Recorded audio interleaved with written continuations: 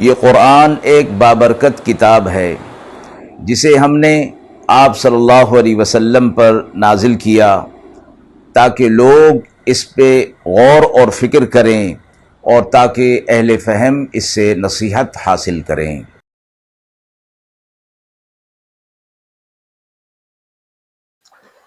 بسم اللہ الرحمن الرحیم۔ السلام علیکم ورحمۃ اللہ وبرکاتہ۔ ناظرین کرام، درس قرآن مجید کے آج کے اس پروگرام میں ہم سورۃ التکاثر کے حوالے سے موصول ہونے والے سوالات کی روشنی میں تفسیر پیش کریں گے۔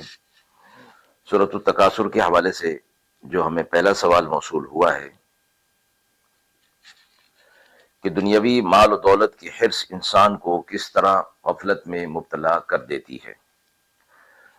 دوسرا سوال ہے کہ قیامت کے دن انسان سے نعمتوں کے بارے میں سوال کیوں کیا جائے گا۔ اعوذ باللہ من الشیطان الرجیم، بسم اللہ الرحمن الرحیم۔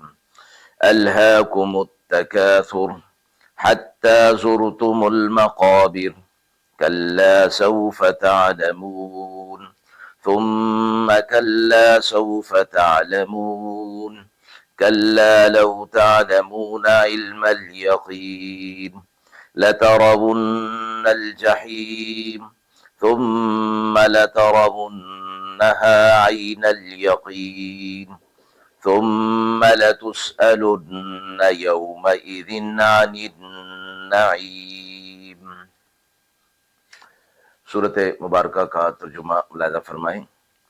غفلت میں رکھا تم کو بہتات کی حرص نے، یہاں تک کہ تم نے قبریں جا دیکھی، کوئی نہیں آگے جان لوگے، پھر کوئی نہیں آگے جان لوگے، کوئی نہیں اگر تم جانو یقین کر کے، بے شک تم کو دیکھنا ہے دوزخ کو، پھر دیکھنا ہے اس کو یقین کی آنکھ سے، پھر پوچھیں گے تم سے اس دن آرام کی حقیقت۔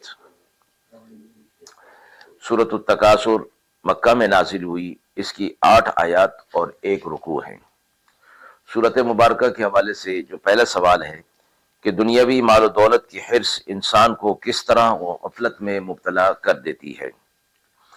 سورۃ التکاثر کی ابتدائی آیات بیان کرتی ہیں کہ دنیاوی مال و دولت کی محبت اور اس میں آگے بڑھنے کی خواہش انسان کو اتنا مصروف کر دیتی ہے کہ وہ اپنی اصل حقیقت کو بھول جاتا ہے، اور اسی طرح دنیا کے اندر پڑھ کر آخرت کو بھی بھول جاتا ہے۔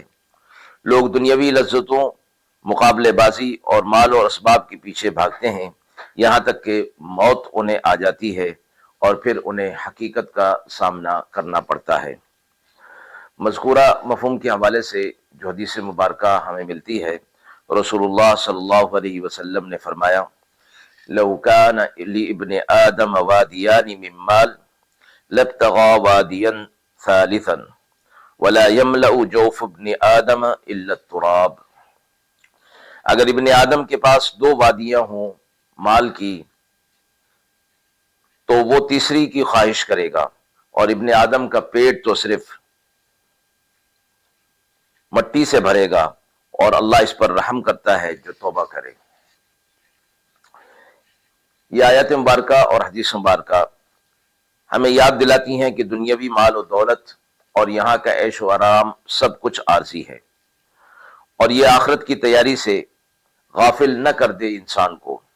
موجودہ دور میں مال و دولت کے حصول کے لیے بے انتہا دوڑ دھوپ اور محنت مشقت اٹھائی جاتی ہے، اور اخلاقی زوال کی اصل وجہ یہی غفلت ہے، اور انسان دنیا میں پڑھ کر آخرت کو بھول رہا ہے۔ اسی وجہ سے ان آیات کے اندر دراصل دنیاوی مال و دولت اور حرص و حوث کو بنیاد بنا کر آخرت سے غافل ہونے والے انسان کو تنبیہ کی گئی ہے۔ مذکورہ آیات کے حوالے سے دوسرا سوال ہے کہ قیامت کے دن انسان سے نعمتوں کے بارے میں سوال کیوں کیا جائے گا۔ سورۃ التکاثر کی آخری آیات اس بات کی وضاحت کرتی ہے کہ قیامت کے دن انسان کو دنیا میں دی گئی ہر نعمت کا حساب دینا ہوگا۔ اللہ تعالیٰ نے جو نعمتیں عطا فرمائی ہیں یہ بطور استحقاق نہیں بلکہ بطور امانت دی گئی ہیں۔